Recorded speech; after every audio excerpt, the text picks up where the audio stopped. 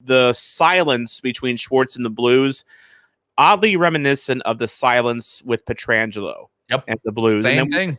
And then we later learned that there was some shit going down between Pietrangelo's agents and Doug Armstrong. So, by the way, that's making a resurgence too. Can we talk about that for a second? That's making a resurgence that Pietrangelo's a traitor. That's going around Blues Twitter now that he's finding some sort of success. Can you just be happy for him? He brought you a damn cup. Chill out. We can't be happy. We're St. Louisans. We can't be happy physically cannot be happy about it. No, we can't. Unbelievable. We can't. I'm with you, Mason. I think people need to chill when it comes to Pietrangelo. He was not coming back.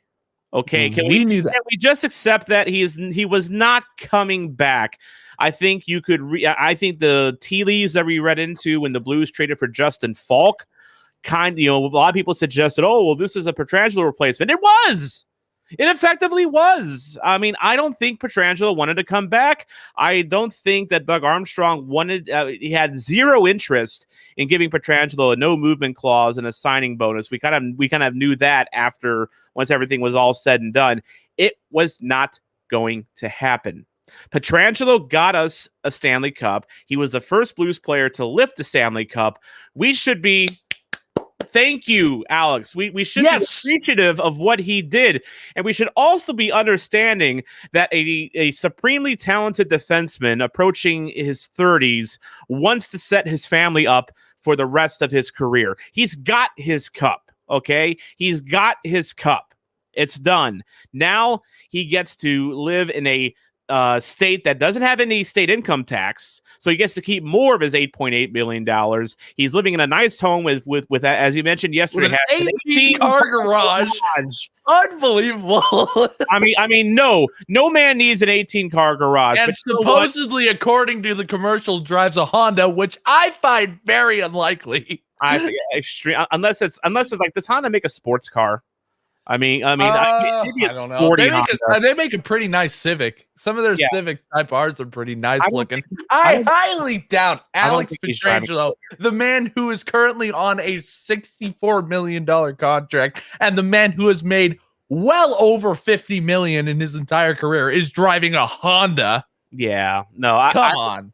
I don't think Pietrangelo is that worried about gas mileage. I just have a feeling that he can afford, the price of the pump, So, but it's just like how is Pietrangelo any different than any one of us that want to be the best at our jobs or in our field? Exactly. And want to get appropriately compensated for it. Exactly. There was nothing unfair about what Pietrangelo did. I mean, he wanted to get paid. He wanted to have his family be set for life. His grandkids are probably going to be set for life because of what he did. And as so-called family people and so-called Christians, shouldn't we be applauding that? Exactly. He wants his money. He's earned his money. Apparently, the tax equivalent contract that he's getting in Vegas right now is worth $9.5 million a year in St. Louis money. All right. Yeah. Give it a rest. Let him chase his bag. I said at the end of the season, I'd love to have him stick around. I'd love for Doug Armstrong to try to make that happen, but he deserves to chase his bag. He does. All right, he does. He's a great player. I'm glad that he's finding success, and there's always going to be a little part of me that wants him to win a cup with Vegas. Always. Still, and that's the case with me. And I know yesterday I kind of poo-pooed the idea of Vegas winning the cup and being, excited for it. That's on Vegas. Run. That's not on Petro. You're saying that on behalf of Vegas. Yeah, exactly. This is just the team as a whole, but it's like I pretty much came to a conclusion after last night's show, and that is, whoever comes out of the Vegas-Montreal series is the team I will back in the finals. I can't back Tampa for the reasons we talked about yesterday with them really gaming the system. I mean, Vegas. we can bring this up because Pietrangelo. We knew with Pietrangelo and them trying to fit him under the cap, there was going to be consequences for that, and self-inflicted consequences. In that they had to get rid of Stastny, they had to get rid of Nate Schmidt to fit his contract in. And they also just in general were right up against the cap to the point where they were benching players down the rest of the way because of the cap. They couldn't call anyone up. That was their fault. That was them, knowing that they were going to have this crunch because of, COVID and the cap staying flat. They knew this coming into it, and they still played within the confines. They played within the system. So, you really can't fault Vegas too much for that. David Perron, DP57, absolute. I don't think it's any question. He's Blues fans' favorite player. No question about it. The Perron was not, but it wasn't always so with Perron. Perron was a guy. He came up with TJ Oshie and Patrik Berglund, part of the youth wave, from that era, and sometimes gets associated with how that was kind of disappointing, especially with Berglund. I mean, don't get me started on Patrik Berglund. TJ Oshie. By the way, his trial's coming up this month. Oh, well, let's wish Patrik Berglund a good luck in his legal battle coming up. I don't wish him good luck. He deserves it. Well, yeah, in his case, yeah, because he Lehtera was cocaine, and Berglund. I had this conversation. It was so funny. I was like, who would have thought that Jori Lehtera, after leaving the NHL, going to Finland, going, you know what I'm gonna do? I'm gonna become a part of literally the biggest cocaine ring that Scandinavia has ever seen.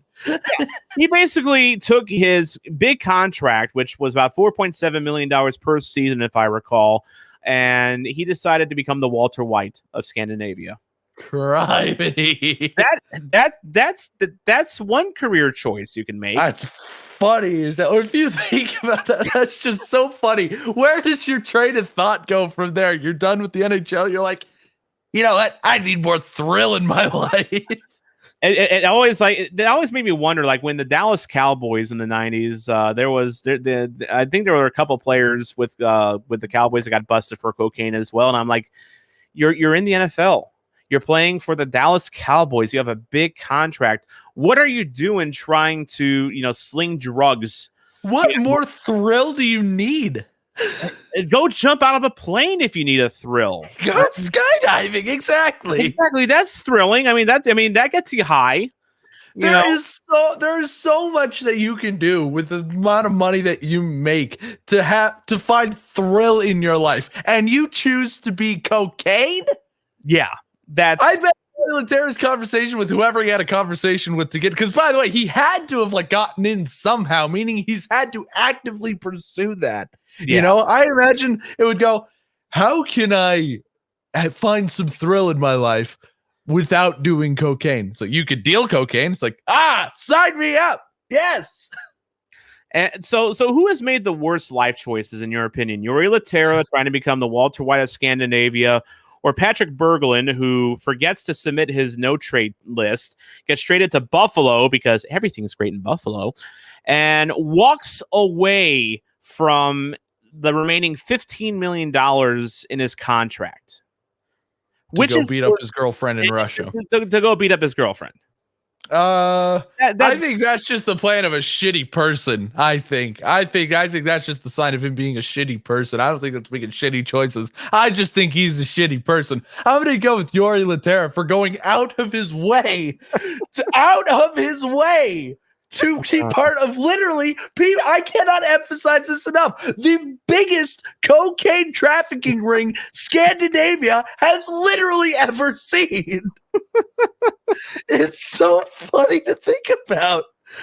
It's just that there needs to be a movie about Lehtera. I would watch the hell out of that, or like a 30 for 30. I mean, there's got to be something special about that. I would watch the that. backstory behind this has got to be absolutely fascinating. It's so ridiculous. I would watch the hell out of that. For new episodes, merchandise, and behind-the-scenes content, be sure to visit ToastedSTL.com or follow us on Twitter at ToastedSt. I'm the voice of the Blues, Tom Calhoun. Let's get toasted!